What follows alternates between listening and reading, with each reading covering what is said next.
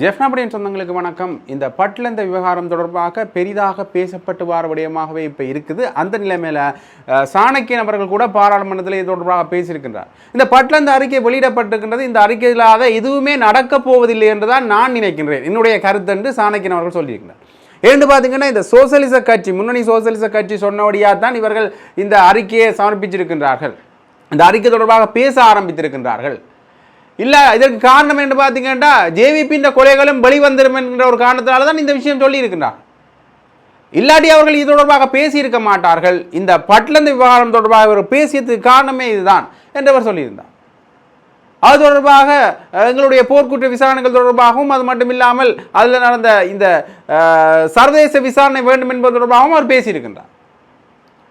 இது மட்டும் இல்லாமல் இந்த பட்லந்த விவகாரம் இப்போ ஒரு பெரிய பேசுபொருளுக்குரிய விவகாரமாக மாறி இருக்கிற அதே சூழ்நிலையில் பட்லந்த விவகாரத்தோட நேரில் கண்ட சாட்சிகள், அது மட்டும் இல்லாமல் பட்லந்த விவகாரம் தொடர்பாக புத்தகம் எழுதியவர்கள் என்று பலர் இந்த பட்லந்த விவகாரம் தொடர்பான விடயங்களையும் புகைப்படங்களையும் வெளிவிட்டுக் கொண்டிருக்கின்றார்கள். ஆகவே இந்த பட்லந்த விவகாரம் அதாவது இந்த பட்லந்த வதைமுகம் விவகாரம் ஒரு பெரிய விஷயமாக மாறி இருக்கின்றது. அது மட்டும் இல்லாமல் இந்த பட்லந்த விவகாரம் ரணில் பக்கம் நீட்டப்பட்ட ஒரு கத்தியாக மாறி இருக்கின்ற அதே சூழ்நிலையில் இது மட்டுமல்ல, இன்னும் பல வதைமுகங்களும் இருக்கின்றது என்கின்ற பல விடயங்களும் வெளியாக இருக்கின்றன. ஆகவே இந்த உள்ளூராட்சி தேர்தலில் ரணிலின் செல்வாக்க குறைப்பதற்கு முதல் வழியாக இந்த பட்லந்த விவகாரம் பார்க்கப்படுகின்றது. இந்த விடயத்துக்கு பிறகான பல விஷயங்களில் இந்த ரணிலின் அரசியல் வாழ்க்கை ஆட்டம் காணுமா என்கின்ற கேள்வியும் எழுந்திருக்கின்ற அதே நேரத்தில் தான் சாணக்கியனும் இது தொடர்பான தன்னுடைய விமர்சனங்களையும் முன்வைத்திருந்தார். அது மட்டும் இல்லாமல் இந்த உங்களுக்கு தெரியும், அனுராபுரத்தில் வைத்தியருக்கு நடந்த நிலைமை எல்லாருக்குமே தெரியும். அந்த விடயம் தொடர்பாக சாணக்கியன் அவர்கள் பேசுகின்ற பொழுது உண்மையிலேயே இதற்கு நாங்கள் மனம் பெறுகின்றோம், இந்த விடயத்துக்கு எதிராக நடவடிக்கை எடுக்க வேண்டும் தான். ஆனால் இதே விடயம்தான் போர்க்காலங்களில் இசைப்பிரியாவுக்கு நடந்தது. இசைப்பிரியாவில் வெறும் ஒரு துணி மட்டுமே போட்டுக்கொண்டு அவரை வெளியில் இருத்தியிருந்தார்கள், புகைப்படம் எடுத்திருந்தார்கள். இசைப்பிரியா உயிரோடு தான் சிறிது காலம் இருந்தார். அவருக்கு எதிராகவும் சில விடயங்கள் முன்னெடுக்கப்பட்டிருந்தன. அது தொடர்பாக இந்த அரசு என்ன விசாரணையை மேற்கொள்ள போன்றது என்கின்ற கேள்வியை அவர் எழுப்பியிருக்கின்றார். பாராளுமன்றத்தில் இவர் எழுப்பிய இந்த கேள்வி மூலமாக பாராளுமன்றத்தில் பல அதிர்வலைகள் ஏற்பட்ட அதே நேரத்தில் பழைய விடயங்களும் வெளிக்கொணரப்படுமா என்கின்ற அவர் கேட்ட கேள்வி இந்த அரசாங்கத்தின் நிலைப்பாடு என்ன என்கின்ற நிலைமைக்கு வந்திருக்கின்றது. Which is rape. Now, you know, very recently there was somebody who was raped in Anuradhapura. We condemn that. We are against violence against women. We condemn that. Those accused should be punished. But let's talk about the Tamil women who were raped and killed. Let's talk about them as well. இந்த நாட்டிலே தமிழ் பெண்கள், ஆயிரக்கணக்கான தமிழ் பெண்கள் பாலியல் துஷ்பிரயோகம் செய்யப்பட்டு கொல்லப்பட்டனர். அனுராதபுரத்திலே அந்த பாலியல் தொந்தரவுக்கு உட்படுத்தப்பட்ட பெண்ணுக்கு நீதி வேணுமென்றதிலே எந்த மாற்று கருத்தும் இல்லை. ஆனால் ஏன் இந்த அரசாங்கமும் சரி, இந்த நாட்டிலே மக்களும் சரி, எத்தனையோ ஆயிரக்கணக்கான தமிழ் பெண்கள் பாதுகாப்பு படையினரால் பாலியல் தொந்தரவுக்கு இல்லாட்டி பாலியல் வன்முறைக்கு ஈடுபடுத்தப்பட்ட எத்தனையோ பேர் இருக்கிறார்கள். இவர்களுக்கு எதிராக எந்த நடவடிக்கையும் எடுக்கிறதுக்கு ஏன் இந்த நாட்டில் இருக்கும் மக்கள் இல்லாட்டி இந்த அரசாங்கம் கொந்தளிக்கவில்லை? இனவாதம் இல்லை என்று சொல்லும் இந்த அரசாங்கம் தான் மிக மோசமான இனவாதிகள். கடந்த காலத்தில் இருந்த அரசாங்கங்கள் தங்களை இனவாதிகளாகவே அடையாளப்படுத்தி கொண்டு தங்களுடைய செயல்பாடுகளை முன்னெடுத்தார்கள். ஆனால் இந்த அரசாங்கம் இனவாதம் இல்லை இனவாதம் இல்லை இனவாதம் இல்லை என்று சொல்றார்கள். ஆனால் முழுக்க இனவாதத்தில் ஈடுபடுறார்கள். எப்படி என்று சொன்னால், இந்த நாட்டிலே தமிழ் மக்களுக்கு கிடைக்க வேண்டிய நிரந்தரமான அரசியல் தீர்வை தருவதற்கு மறுக்கிறார்கள். இந்த நாட்டிலே பொறுப்பு கூறல் விடயத்திலே கௌரவ அமைச்சருடைய உரையிலே ஒரு வார்த்தை கூட தமிழ் மக்களுடைய சார்பிலே சொல்லப்படவில்லை. அவருடைய நிலப்பாடை அவர் சொல்லியிருக்கிறார். அண்மையிலே அனுராதபுரத்திலே அந்த நடந்த சம்பவத்தை நாங்கள் வன்மையாக கண்டிக்கிறோம். ஆனால் ஆயிரக்கணக்கான தமிழ் பெண்கள் கொல்லப்பட்டனர், கற்பழித்து பாலியல் வன்முறைக்கு ஈடுபடுத்தப்பட்டு கொல்லப்பட்டனர். அதிலே ஒரே ஒரு உதாரணமாக சொன்னால் இசைப்பிரியா கொல்லப்பட்டது. இசைப்பிரியா உயிரோடு இருந்ததுக்கான ஆதாரங்கள் எத்தனையோ இருக்கின்றது. இசைப்பிரியா உயிரோடு இருக்கிற ஆதாரங்கள் இருந்தது. அதனை தொடர்ந்து இசைப்பிரியாவுடைய காய்களை ரெண்ட பின்னால கட்டப்பட்டு அரகுற உடுப்புடன் ஒரு துணியுடன் இருந்த இசைப்பிரியாவை பிறகு ஒரு உடுப்பும் இல்லாமல் இருக்கிறதாக காணொலிகள் வெளியே வந்தது. அப்ப இந்த விடயத்தை பற்றி இசைப்பிரியா ஒரு பெண் இல்லையா? இசைப்பிரியாவுக்கு இந்த நாட்டிலே நீதி தேவை இல்லையா? இதில் இந்த let me read this article about Isapriya. Isapriya is sitting in a swamp. She is only partly clothed. She looks dazed and confused. There's no clue as to how on earth she got there and why she is all alone. Some speculate that she'd been trying to escape the bloody final showdown. She's helped to her feet and looks completely uninjured. This is an important observation because she was not to remain for so long. The soldiers think she's the Tamil rebel leader's daughter. She's not, she says. They find a length of white cloth to wrap around her. It's the same cloth that shrouds her in a photograph Channel 4 news later obtained from a Sri Lankan soldier. In his photograph dated later the same day, 18th May, Isapriya is dead. Her hands are tied behind her back. Right? There's also now a long jagged cut across her face. That grim footage comprises of the part of the notorious executive video which shows shooting dead. You don't need much of an imagination to figure out what had happened. Right? Now, this Isapriya, it's very clear that Isapriya was alive. And she was well and alive. Later, her hands are bound behind her back and she's dead. And very clearly, it shows that she wasn't playing Scrabble. Clearly the people who had her in her captivity didn't play Scrabble with her, they played something else with her. Why is the government not ready to even acknowledge these accusations? These are all accusations. If you have the courage, investigate them. The Good Governance government, at least when they co-sponsored resolution, there was at least some discussion about a hybrid mechanism where the victim community will have some trust in the process. But there is nothing from this government. There's a lot more. This is Isapriya, just one great example that I gave you, because you could start from there. Now, in August 2013, a woman from Punarin was raped and reported led for dead by two men wearing khaki pants and green shirts. After treatment at the Kilnochi hospital, military personnel escorted her to the local camp and provided with her dry rations. In 2010, a 22-year-old woman from Viswamadu was gang raped by 4 military personnel. Now, why I say this is because the minister in charge of public security said that an army deserter was accused. Right? There have been so many accusations against army deserters and the violent sprees that they've been going on, shootings, killings. That's what the minister said. So if today, 16 years later, if army deserters are accused of rape in broad daylight or at least in a hospital where a doctor is being raped, imagine the amount of gross violations that they would have committed during the last stages of war, when there was no media coverage, then there was no international observers, when there was no outsiders. Imagine. இன்னொரு விடயத்தையும் நாங்கள் பார்க்கணும். என்னென்னு பார்த்தீங்கன்னா, இந்த சாணக்கியன் இது தொடர்பாக பேசின அதே நேரத்தில் ஏற்கனவே பாராளுமன்ற உறுப்பினர் அர்ச்சுனா ராமநாதன் அவர்கள் இந்த யூடியூபர்ஸ் தொடர்பாக பேசியிருந்தார். அதில் அவர் முக்கியமாக இரண்டு பேர்களை முன்வச்சிருந்தார். என்று பார்த்தீங்கன்னா, ஒன்று வந்து எஸ்கே கிருஷ்ணா என்பவர் நடத்துகின்ற எஸ்கே உலக்ஸ், அது மட்டும் இல்லாமல் டிகே வென்னி, கார்த்தி என்பவரால் நடத்தப்படுகின்ற டிகே வென்னி. ஆகவே ஏற்கனவே இந்த எஸ்கே விலாக்ஸ் தொடர்பாக அவர் இந்த ஒரு குறிப்பிட்ட காணொலி ஒன்று போட்டிருப்பார். அந்த காணொலி தொடர்பான பல விமர்சனங்கள் எழுந்திருந்தன. பின்னர் அந்த காணொலியோடு தொடர்பட்ட குடும்பத்தை மீண்டும் சந்திக்க போன இடத்துல அங்கே இருந்த மக்கள் இவரை போலீஸாரிடம் ஒப்படைச்சிருக்கின்றார்கள். அதற்கு பிறகு இவருக்கு 10 சட்டத்தணிகள் இவர் சார்பாக ஆஜராகி இருந்தார்கள். இருந்தாலும் கூட இவருக்கு பிணை மறுக்கப்பட்டு 19ஆம் தேதி வரை இவர் விளக்கமறியலில் வைத்திருக்கின்றார். இது இதுவரைக்குமே வந்த தகவல் தான். அது மட்டும் இல்லாமல் இவர் ஏன் விளக்கமறியலில் வைக்கப்பட்டிருந்தார் பார்த்தீங்கன்னா, அதில் ஒரு காரணம் என்று பார்த்தீங்கன்னா, இவருடைய பணம் தொடர்பாகவும் இவர் ஏற்கனவே குறித்த ஒரு வங்கியில் நிலையான வைப்பில் 9 கோடி ரூபாய்க்கு மேலே வைத்திருக்கிறார் என்ற ஒரு தகவல் வந்தது. அந்த பணம் தொடர்பான விசாரணை மேற்கொள்றதுக்காகத்தான் இவருக்கு இன்னும் விளக்கமறியல் நீடிக்கப்பட்டிருக்கின்ற தகவல் வந்திருந்தது. அது இதன் மூலமாக அதன் பணம் வந்தது தொடர்பாக இவருடைய அண்ணாவும் எஸ்கே என்ற அண்ணாவும் ஒரு காணொலி ஒன்று போட்டிருப்பார். அந்த காணொலியில் அவர் என்ன விஷயத்தை மென்ஷன் பண்ணுறாரு பார்த்தீங்கன்னா, கிட்டத்தட்ட இந்த வட்டி பணம் தொடர்பாகத்தான் இந்த பணம் இருக்கின்றதுன்னு சொல்லியிருப்பார். இது தொடர்பாக சமூக வலைதளங்களில் என்ன விஷயம் உலாவது என்று பார்த்தீங்கன்னா, வன்முறை கும்பலோட சம்பந்தப்பட்டவர்களுடைய பணமாக இருக்கலாம், அவர்கள் வட்டியை கொடுத்த பணமாக இருக்கலாம். அது மட்டும் இல்லாமல் இந்த கும்பலோட அருண் சித்தார்த்தனும் தொடர்புல இருக்கின்றார் என்கின்ற பல விடயங்களும் வெளியிடப்பட்டு கொண்டிருக்கின்றது. ஆகவே இவருடைய பிணை வந்து நிராகரிக்கப்பட்டு விளக்கமறியல் நீடிக்கப்பட்டிருக்கின்றது ஒரு பக்கம் இருந்தாலும், இன்றைய தினம் இன்னொரு யூடியூபரான டிகே வென்னி எனப்படுகின்ற கார்த்தி அவர்களும் கைது செய்யப்பட்டிருக்கின்றார். அவர் வந்து எதற்காக கைது செய்யப்பட்டிருக்கிறார் என்கிற தகவல் வெளிவந்த இடத்துல அவர் வந்து இந்த வன்முறை கும்பலோடு வன்முறை சம்பவங்களோடு தொடர்பில் இருப்பதன் காரணமாக அவர் கைது செய்யப்பட்டிருக்கிறார் தகவல் வெளியாக இருக்கின்றது.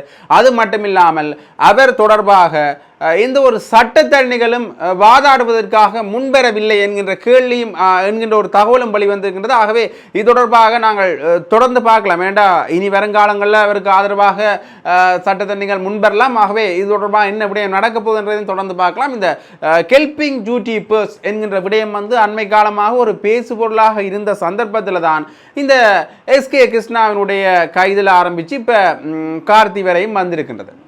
ஆகவே இந்த யூடியூபர்ஸ் தொடர்பாக இந்த அரசு அல்லது இந்த அரசாங்கம் என்ன சட்ட நடவடிக்கை எடுக்க போகுது என்கின்ற கேள்வியும் எழுந்திருக்கின்ற இந்த பின்னணியில் நீ விசாரணை முடிந்தால் தான் இப்போ விளக்கமறியல் இருக்கின்றன இவருடைய விசாரணைகள் நடந்து கொண்டிருக்கு. ஆகவே இந்த விசாரணைகள் முடிந்த பின்னர் தான் இது தொடர்பான விடயங்களும் வெளிவரும்.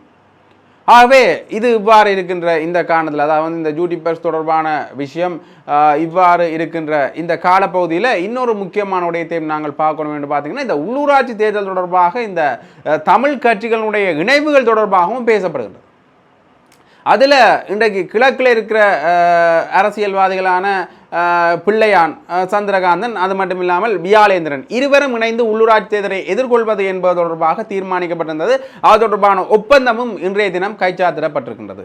இது மட்டும்தான் நினைவாண்டு பார்த்தீங்கன்னா இல்லை, ஜனநாயக தமிழரசு கட்சியும் தமிழ் தேசிய மக்கள் முன்னணியும் இணைகின்றது என்கின்ற ஒரு தகவலும் வந்திருக்கின்றது. அந்த இணைவும் உத்தியோகபூர்வமாக அறிவிக்கப்பட்டிருக்கின்றது.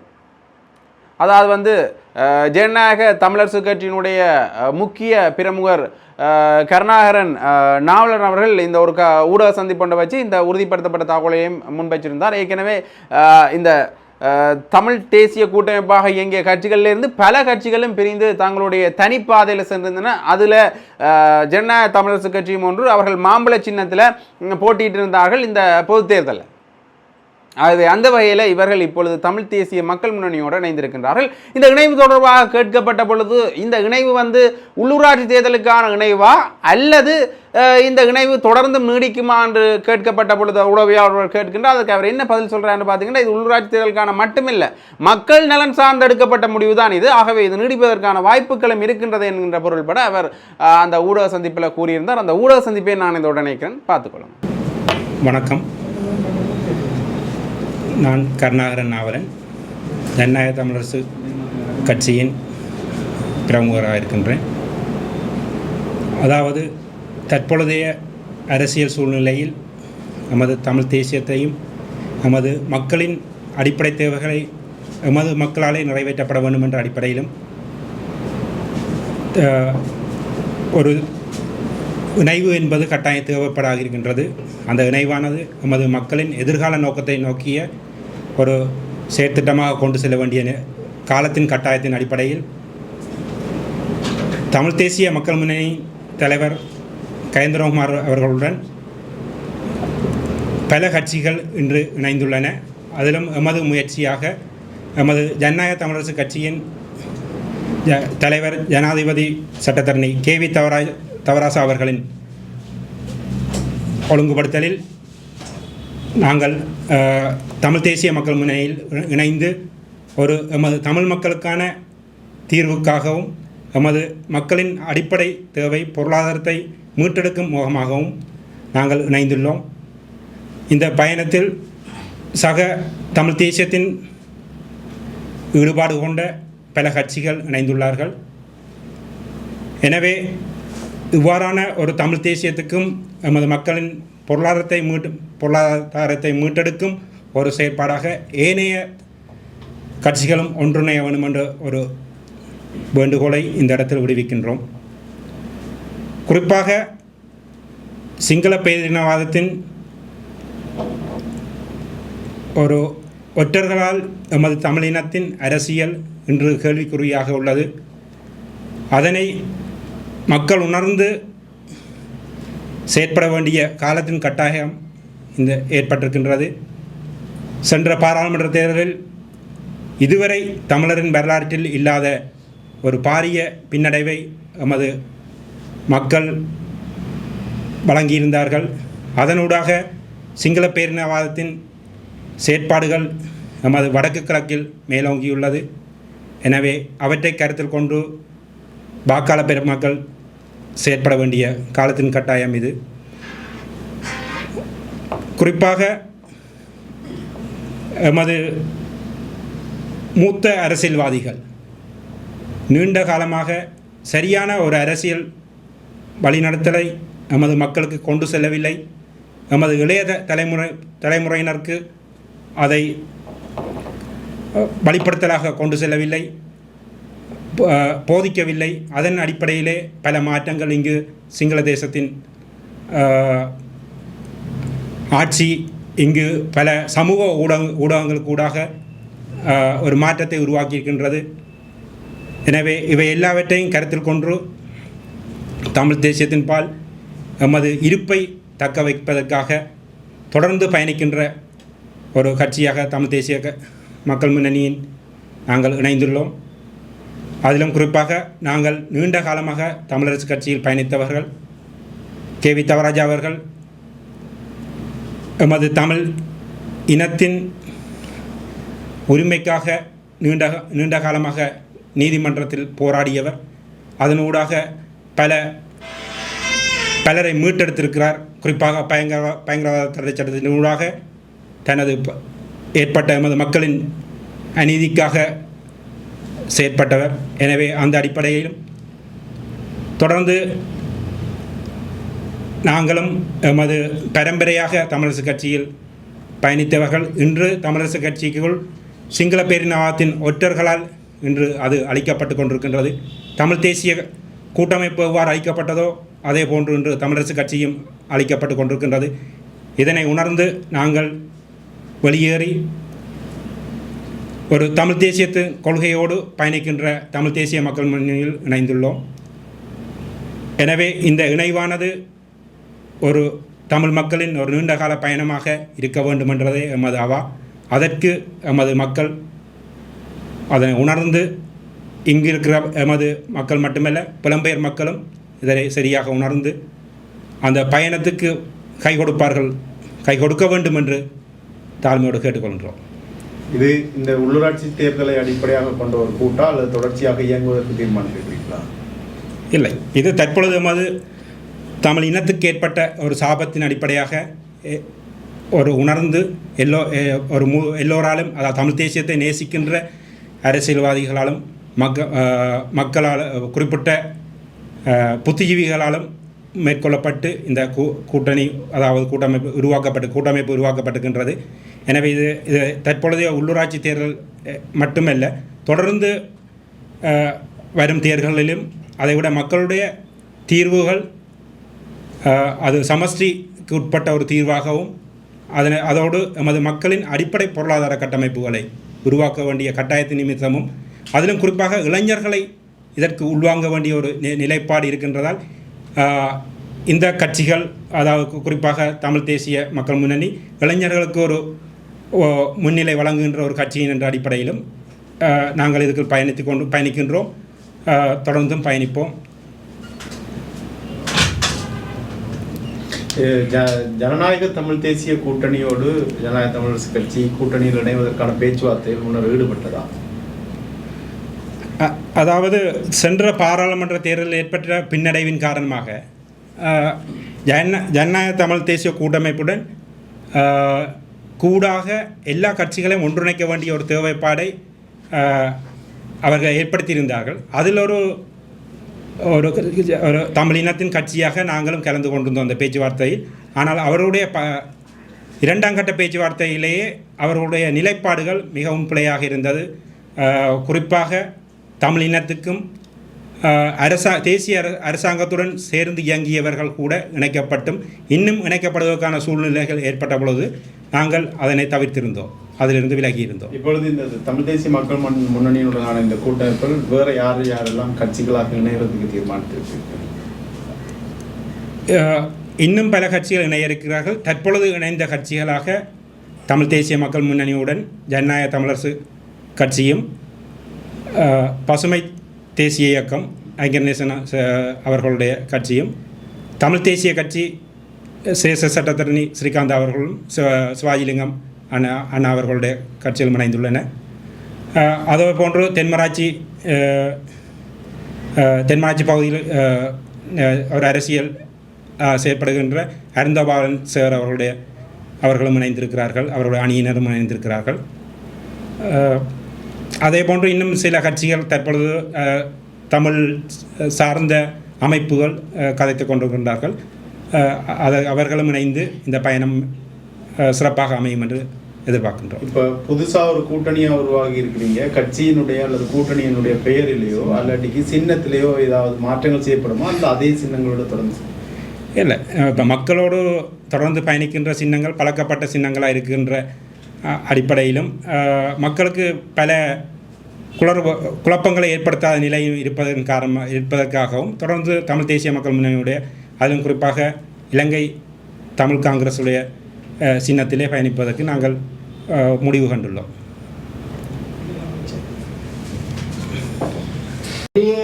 கட்சியின் தேர்தலில் ஒரே இடங்களில் ஒரே தலைமையின் வேட்பாளர் மனம் இருக்குமோ அல்லது நீங்கள் இணைக்கப்பட்டிருக்கிற பங்காளர்கள் இருக்குங்களா அவையின் தரப்பினரான கூட்டமாக இருக்குமா? இல்லை, அதாவது பிரதான கட்சியாக தமிழ் தேசிய மக்கள் முன்னணியோட அணியோடு சக பங்காளி கட்சிகளுடைய அங்கத்தவரை வடக்கு கிழக்கு பூராகவும் தெரிவு செய்யப்பட்டு அதிலும் குறிப்பாக இளைஞர்கள் யுவதிகளுக்கு முன்னுரிமை வழங்கப்பட்டு மக்களுடைய சமூக செயற்பாட்டோடு பயணிக்கின்ற தமிழ் தேசியத்தோடு பயணிக்கப்படுகின்றவர்களை இணைத்து நாங்கள் செயற்படுவோம்.